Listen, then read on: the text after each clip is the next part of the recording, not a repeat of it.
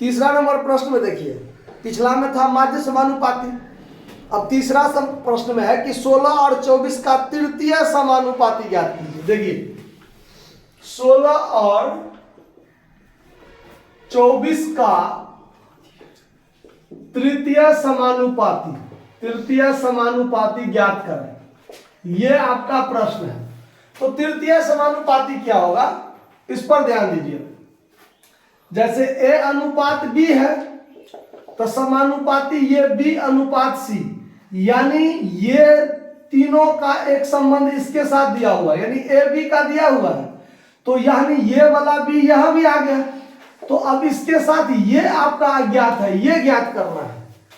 तृतीय समानुपाती में ये दोनों दिया रहेगा, ये दूसरा वाला फिर यहां चल जाएगा, तो यही दूसरा तीसरे का काम कर गया, तो इसके साथ इसका जो संबंध होगा वो कहता है ज्ञात करने।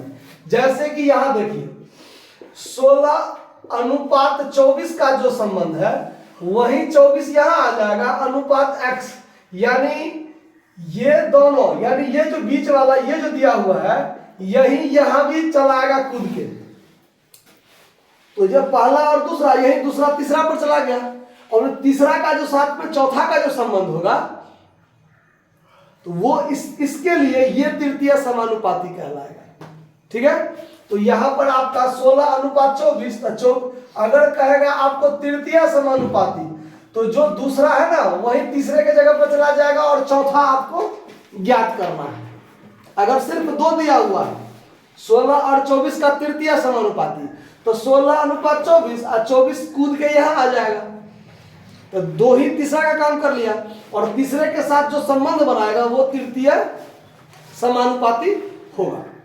समझ में आ रहा बात? तो आपको यहां से x का मान निकालना है, तो 16/24 अनुपात मतलब अब बराबर कर दीजिए 24/x।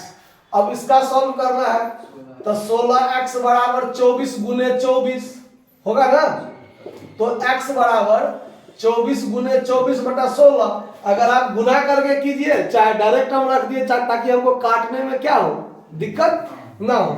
अब 4 से अगर काटिएगा तो 8 से 8 दूना 8 तिया, और 2 से इसको काट दीजिए 12 दूना, तो x बराबर में 12 तिया कितना हो जाएगा 36, यानी यहाँ पर 36 जो आ जाएगा वो 16 और 24 का तृतीय समानुपाती।